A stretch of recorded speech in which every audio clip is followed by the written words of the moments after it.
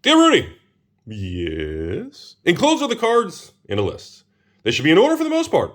There's some unsorted beta lands, Arabian Nights, Chronicle boosters, and pad out the remaining space.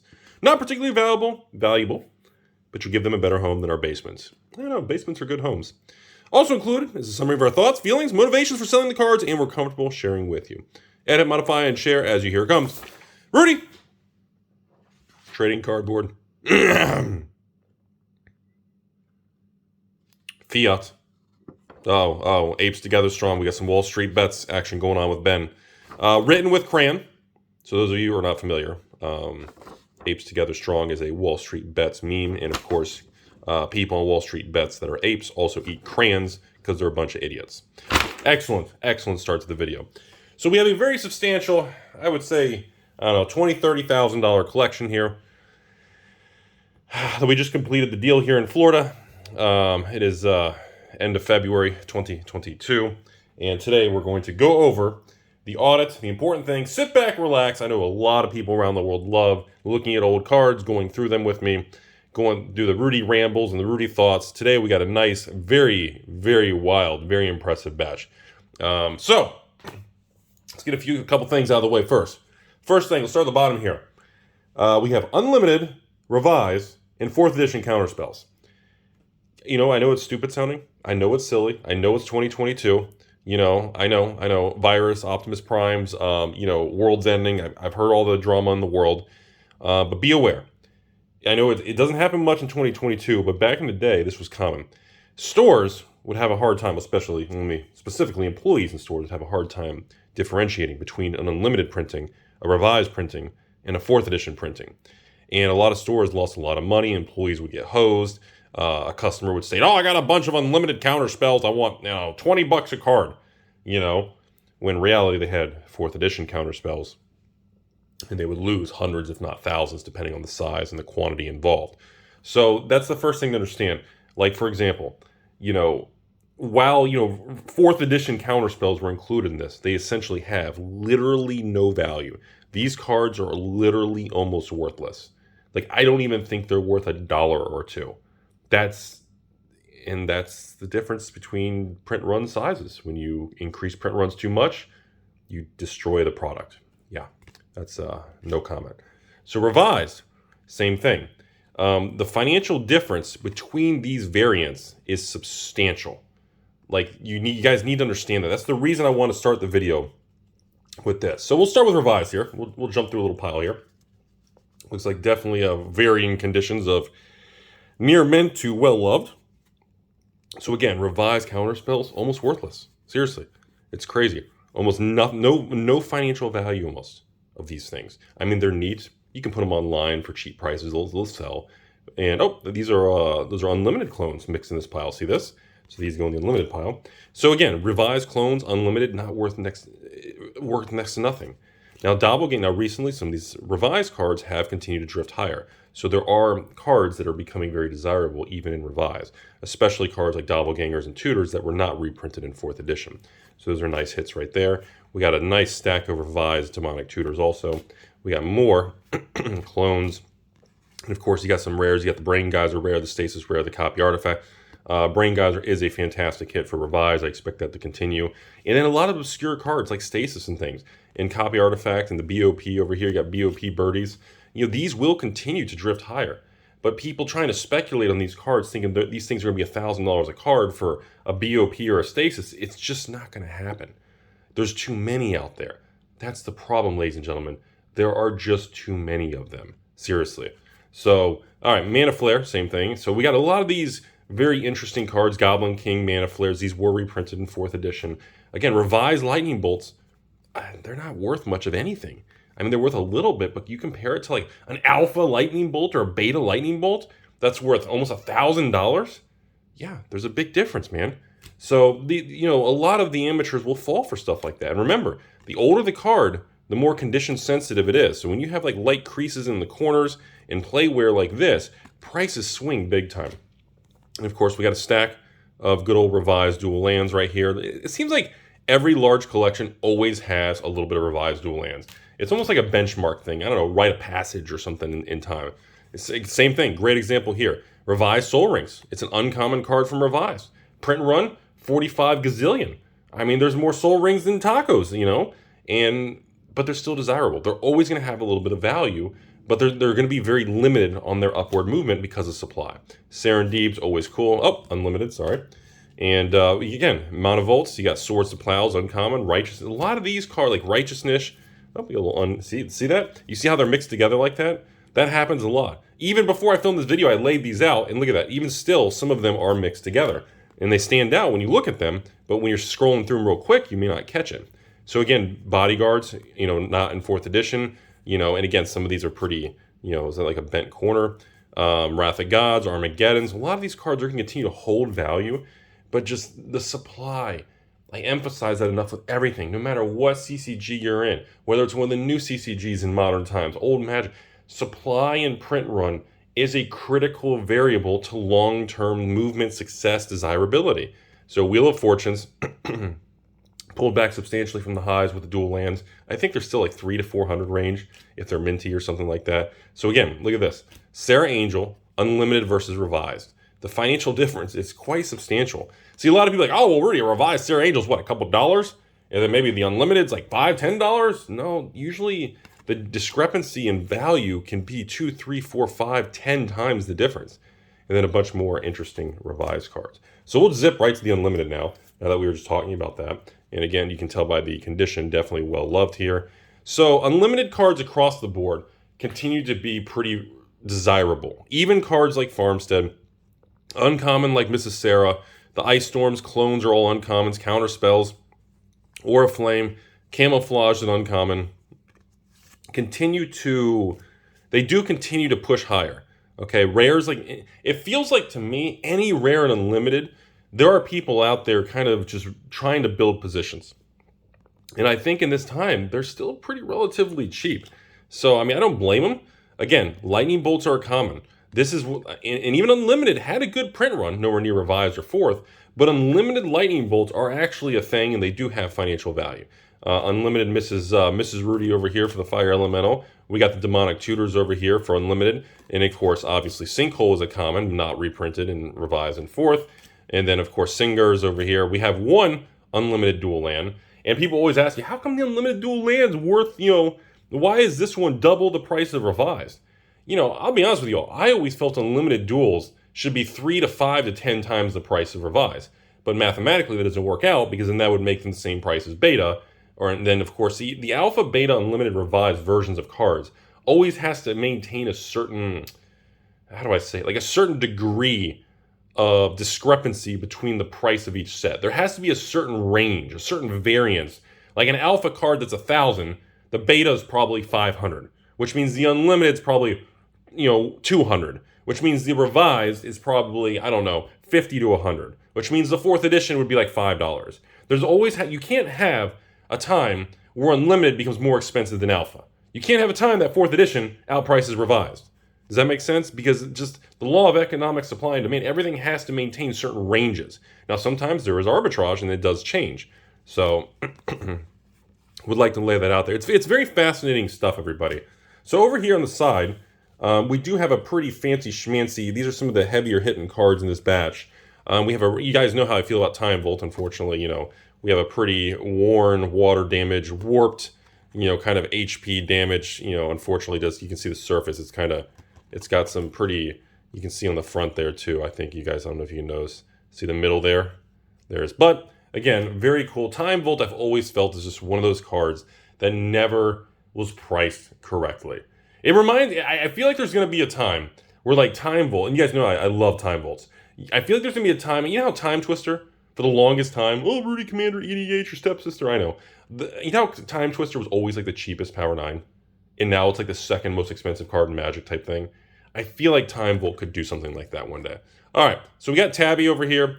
This one is actually a very, very beautiful, I'm just going to leave it in here. It's a very, very beautiful near mint to mint Tabby. Not really anything to complain about. Slightly off left to right off center. Beautiful card.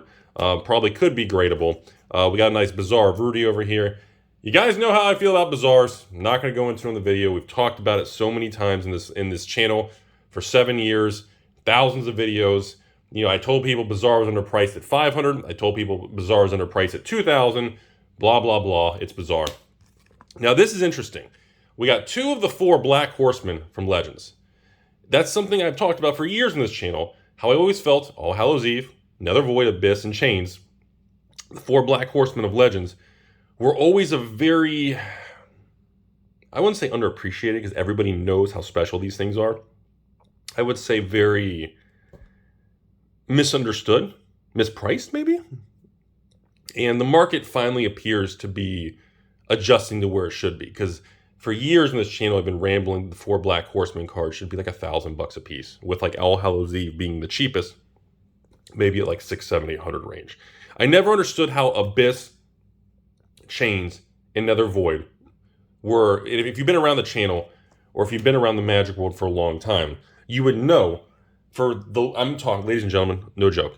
All Hallows Eve was around $100 a card for like almost like, I swear it was 5 to 10 years. And then of course Chains and Abyss and Nether Void sat between 400 and 500 a card. Sometimes they drop in a bear market to 300, sometimes they spike to 500, 600. They stayed in that same range for 5 to 10 years. And that was my accumulation phase for those particular cards. Now, if I finally have adjusted to about $1,000 a card, especially a really good high quality version. Now, of course, people say, well, Rudy, can I buy them today at $1,000? Or do you think, money's been made, there's no opportunity? Honestly, I think cards, specifically out of all of them, Abyss and Nether Void, I think can get to $2,000. So next thing in this collection, we actually have some signed cards. We got some old Rons and Sanders over here. We actually have some signed cards in the collection over here. The signed card world remains a very... People love it or they hate it. There's people that are obsessed with signed cards. Obviously, Chris Rush and, of course, specific Quentin Hoover. Certain artists that are passed away become a thing. But as we march into the future, in the next 5, 10, 15, 20, 30 years, obviously, all of us, we don't last forever. No matter who you are, no matter how many tacos you eat. I mean, life is an unfortunate thing that we all do share the same conclusion. We just don't know when. So there's been people that still talk a lot and still feel the signed card market of Magic remains one of the misunderstood, most, not respected sectors of the market. I don't have much comment on that because I'm just not a signed card person. I've never had good experience in all the years. Obviously, the collections I've accumulated, I've accumulated a ton of Quentin Hoovers and Chris Rush signatures over the last 10, 20 years. Obviously, the controversy, people say Rudy, the fake signatures, all these things, and historical, and ever since being on YouTube in the last 6. And, I don't like it. I just don't like it because I don't want to make this about signatures, but the whole, people's signature evolves. It shifts through segments of their life. My signature, from when I was a teenager to my 20s to 30s now, I mean, my signature is completely different every couple of years. Now, obviously, since YouTube, I've tried to be very consistent on my signature, but it's something that, time periods and adjustments and people, there's just variances. And there's days people just screw up and there's scribbles, and I don't like it because there's no real way to defend yourself or attack someone else or prove A or B, no matter who it is, what they say.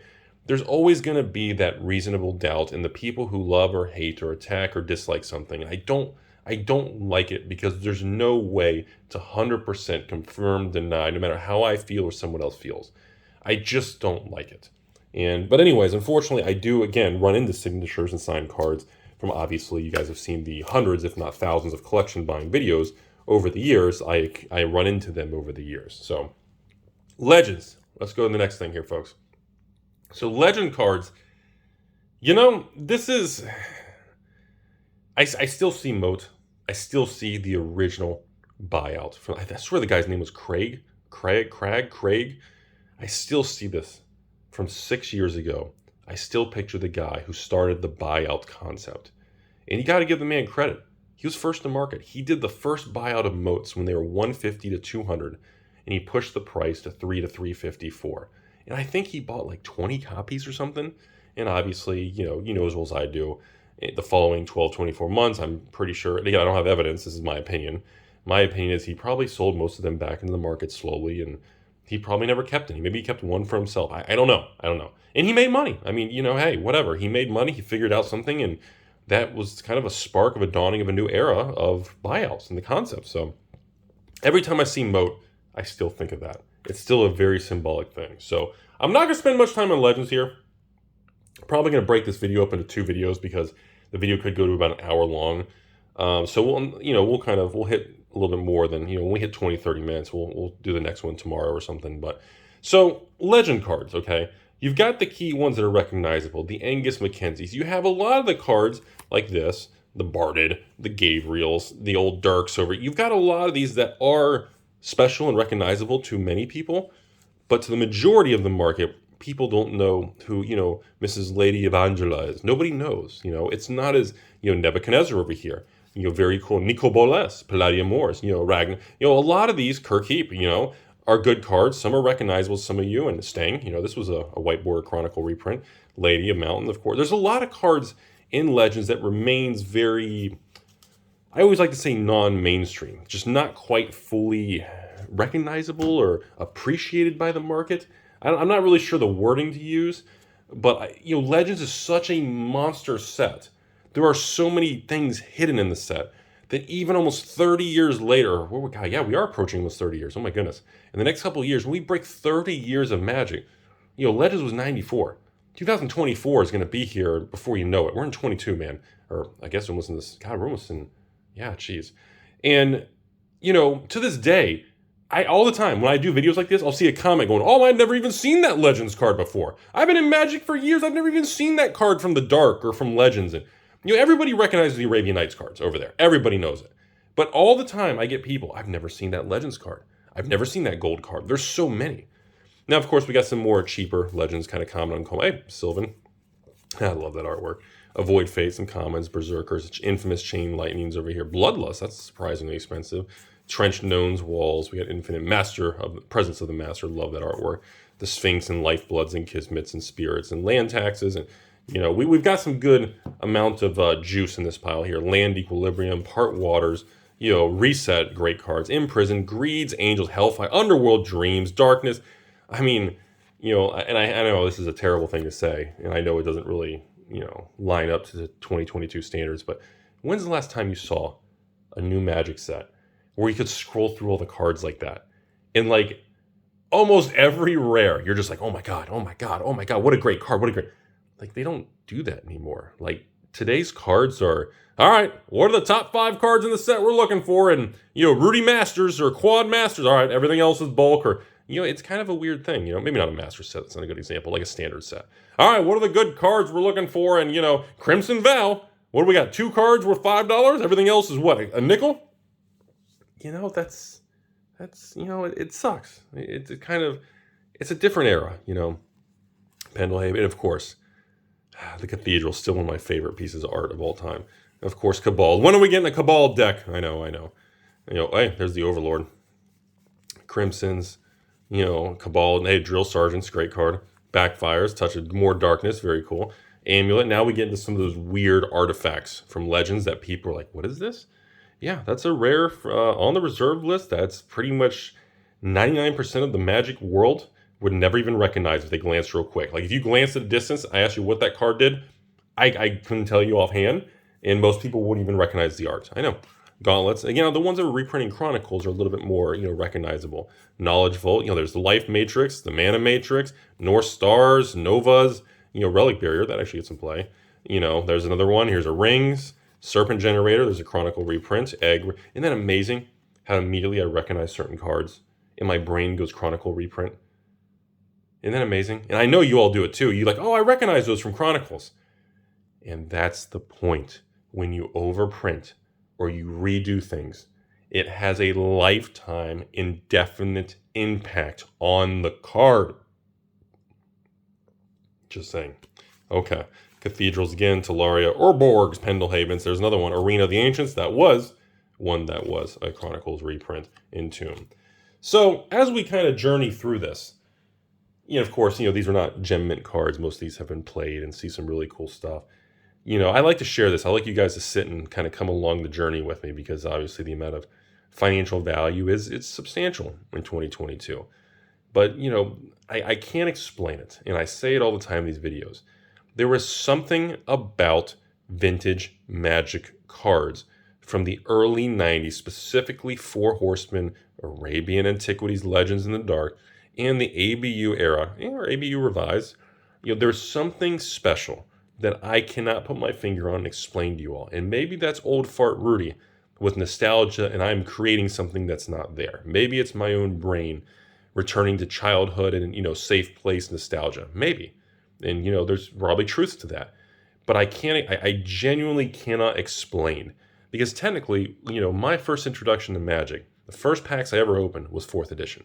Okay? Then I was able to locate a few revised and, then of course Fallen Empires. I located a few of the Dark and everything, but by the time it made it to Florida, we didn't have ABU. There were no such thing as Arabian packs and Antiquity packs here. It didn't make it to Florida.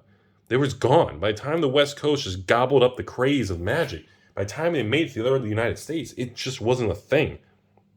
So, anyways, I don't know. But to me, you got to take the Rudy word for it that I stand by. There is something iconically timeless and legendary about these things. And I don't know what it is. Look at these nice mazes. The look, the feel, the formatting, the coloring, the texture, I don't know what it is. All right, so we got a couple cards from the Dark here. Nice little goblin. By the way, Goblin Wizard is actually, again, well, Rudy, tell me about the Dark. Oh, dude, ladies and gentlemen, the Dark. Come on, man. You got Maze of Ith. You got Blood Moon. You got Ball, Lightning, and Preacher. Yeah, well, Goblin Wizard's kind of the king, ladies and gentlemen. This is the Dark now. This is the monster of the Dark, bro. So let's go into the next thing here. We'll go into a little bit more, and then I'm going to go into one last thing, and we're going to go into the Arabian Nights Antiquities, Alpha Beta, in another video. You see this? This is kind of how these were packaged and sent to me. And again, this gentleman knew what he was doing, so there's nothing really unusual, but I wanted to share this. I see this a lot. And unfortunately, I've had collections and deals with people where they've said, Rudy, I've got 10 City of Brasses and, dude, come on, man. I'll take the buy list and everything. I'll take, $200 a piece. They're played. Okay, sure. I'll give you $1,000. Or you got 10 of them. I'll give you $2,000 and here's a shipping label. And of course, that was the beginning when Rudy was more amateurish and I didn't request pictures and we didn't kind of go through more of a vetting process at the beginning. And I ran into a lot of issues when I first started buying collections in 2016 and 17 through YouTube and sending things to the store and all that because, well, the number one biggest problem I had was people would send Chronicle cards thinking they were Arabian Night cards. This was the number one thing I ran into, was people would see the sword and they'd say City of Brass. They'd go on Star City, they'd go on eBay, and they'd go, boom, this thing's worth hundreds. And the same thing happened with, 4th edition. People thought they had unlimited cards. And unfortunately, I ran into a lot of problems. A lot of people got angry at me. A lot of people hated me. Oh, you're just trying to steal my cards, and so you're trying to say they're not worth it or they're not right thing. We every large store dealer's heard it all. Ask anyone who's a grader or a handling, receivables or anything, any large card castles and, channel snowballs, they'll tell you the same thing in stories. Historically, the people who get the most angry and get the most aggressive are the ones that, things go bad in the deal, or you tell them they don't have what they thought they had, or it's counterfeit, or you just don't want to buy it and you kind of respectfully decline, or you just pass or anything. Historically, those are the ones that become the most risky. Those are the dangerous, most aggressive moments. And unfortunately, that's, when anyone says anything about Arabian Nights, or certain cards I know are Chronicle reprints, or certain cards that I know are white border that could be 4th edition. Rudy, I got a ton of unlimited edition. I said, okay. Mana Volts. So like, whoa, okay, those are pretty. I got like 40 of them. I was like, wow, that's amazing. Or I got 40 unlimited Shivan Dragons. Whoa, okay.